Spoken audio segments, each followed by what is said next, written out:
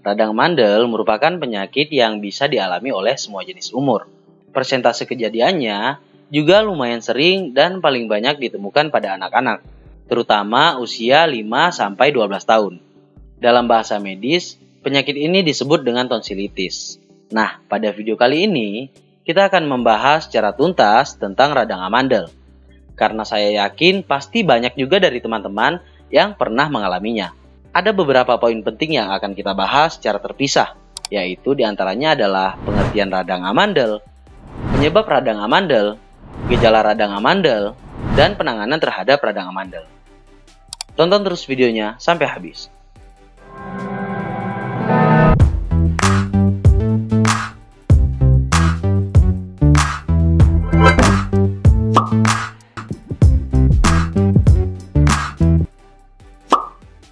Pertama, kita akan bahas dulu nih, apa sih pengertian dari radang amandel?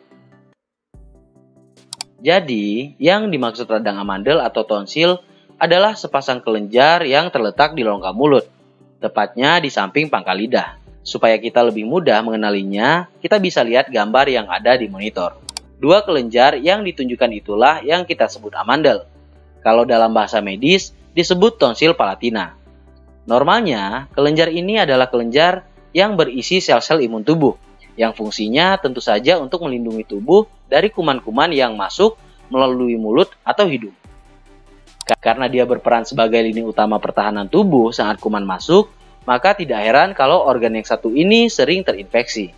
Jadi, kalau dari pengertiannya, radang amandel atau tonsilitis adalah suatu kondisi ketika kelenjar tonsil mengalami peradangan, di mana penyebab paling seringnya adalah infeksi bakteri atau infeksi virus. Lalu, apa saja yang akan kita rasakan ketika kita mengalami penyakit radang amandel? Ada beberapa gejala yang biasanya muncul sejak kuman menginfeksi kelenjar tonsil. Di antaranya adalah, yang pertama, akan terjadi pembengkakan dan perubahan warna menjadi kemerahan pada kelenjar tersebut. Hal ini terjadi karena respon sistem imun tubuh yang mendeteksi adanya kuman masuk. Kemudian sel-sel imun akan bertumpuk di bagian kelenjar untuk memerangi kuman yang masuk, sehingga terjadilah pembengkakan dan kemerahan. Kemudian yang kedua akan muncul demam. Kalau gejala demam, kemungkinan memang akan selalu muncul pada hampir semua penyakit infeksi, di mana penyebabnya adalah peningkatan metabolisme tubuh karena pembakaran energi yang lebih tinggi dan sel-sel imun yang lebih aktif. Jadi, sudah sewajarnya tubuh akan demam pada kejadian radang amandel. Lalu, penderita biasanya juga akan mengalami nyeri menelan yang disebut odinofagia atau disfagia. Ini merupakan kesulitan menelan sekaligus rasa gatal di tenggorokan yang sering berujung pada batuk pilek. Gejala ini muncul karena penyebaran kuman yang menginfeksi pada saluran napas dan juga pada mulut. Gejala lainnya yang juga dirasakan, penderita akan mengalami benjolan-benjolan kelenjar limfe di sekitar kepala. Di antaranya adalah bagian belakang telinga, rahang, sampai bisa jadi ke bagian leher. Tapi pembengkakan ini seringnya bukanlah pembengkakan yang berbahaya, dan kebanyakan akan sembuh setelah gejala radang amandel membaik. Lalu, kebanyakan pasien juga akan memiliki perubahan bau napas yang terasa berbeda dari biasanya, serta cenderung beraroma tidak sedap. Nah, itulah gejala-gejala yang paling sering muncul pada penderita radang amandel karena infeksi virus atau infeksi bakteri yang terjadi. Kemudian, kita akan masuk ke pembahasan tingkat keparahan dari penyakit radang amandel. Untuk pengelompokan keparahan dari radang amandel, biasanya kita menilai dari seberapa besar amandel yang membengkak, dan yang menjadi perbandingannya organ menggelantung yang disebut uvula yang letaknya berada di tengah rongga mulut kita. Di sini ada 4 tingkat keparahan yang akan kita bahas satu persatu. Pada tingkat pertama atau amandel normal, yaitu tidak lebih dari 1/4 jarak dinding ke uvula. Mungkin bisa lebih mudah jika dilihat gambar. Kemudian pada tingkatan kedua, amandel sudah membesar tapi tidak lebih dari 1/2 atau setengah jarak dinding ke uvula atau ke bagian tengah. Lalu tingkatan ketiga, ukuran amandel sudah membesar lebih dari setengah, tapi tidak lebih dari 3/4 jarak dinding ke uvula. Dan yang terakhir, tingkatan keempat, ukuran amandel sudah membesar lebih dari 3/4 jarak dinding ke uvula. Nah, biasanya pada pasien yang tonsilnya sudah membesar sampai dengan derajat 3 atau derajat 4 akan mengalami gangguan napas, sehingga hal ini bisa dijadikan salah satu indikasi untuk melakukan operasi pada radang amandel. Lalu, sebenarnya bagaimana sih penanganan yang tepat pada pasien radang amandel?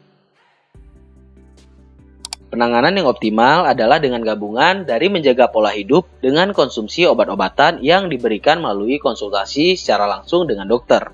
Biasanya, nanti dokter akan memberikan antibiotik kalau diduga akibat infeksi bakteri. Juga diberikan obat anti nyeri dan obat anti radang. Penting juga untuk kita tidak meminum es terlalu banyak dan tidak makan makanan yang terlalu pedas ketika penyakit ini menyerang. Pada beberapa kasus, ada yang amandelnya harus dioperasi. Kenapa bisa demikian? Jadi, kalau keluhan dirasakan berbahaya dan mengganggu kita dalam menjalani aktivitas sehari-hari, biasanya keputusan operasi akan diberikan oleh dokter spesialis THT yang bersangkutan. Beberapa indikasi dari radang amandel yang biasanya dioperasi adalah, yang pertama, perdarahan yang sulit ditangani karena radang amandel yang terjadi. Yang kedua, munculnya kejang demam pada anak karena radang amandel yang sudah berlangsung secara lama, terus-menerus, sering kambuh, dan tidak sembuh dengan minum obat. Yang ketiga, bisa juga dioperasi karena bau mulut akibat radang amandel yang sangat sulit dihilangkan. Kemudian yang keempat, bisa juga dioperasi karena pembengkakan radang amandel yang menyebabkan gangguan pernapasan, sering mendengkur, atau terjadi komplikasi penyakit paru, bahkan penyakit jantung, yang tentu saja bisa membahayakan nyawa dari si penderita. Yang kelima, bisa dioperasi karena terjadinya penumpukan nanah yang disebut abses peritonsil, akibat infeksi yang semakin parah dan pertumbuhan bakteri yang tidak terkontrol. Dan yang terakhir, bisa juga dilakukan operasi karena pembesaran kelenjar yang dicurigai keganasan atau bersifat kanker.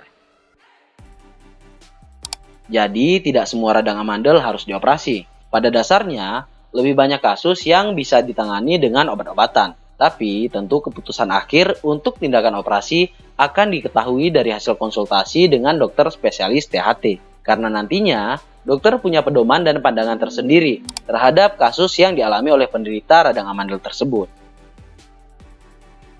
Nah, buat kalian yang mungkin sering mengalami keluhan radang amandel, saat di rumah kalian harus banyak minum cairan hangat dan sering berkumur dengan air garam untuk meredakan gejala.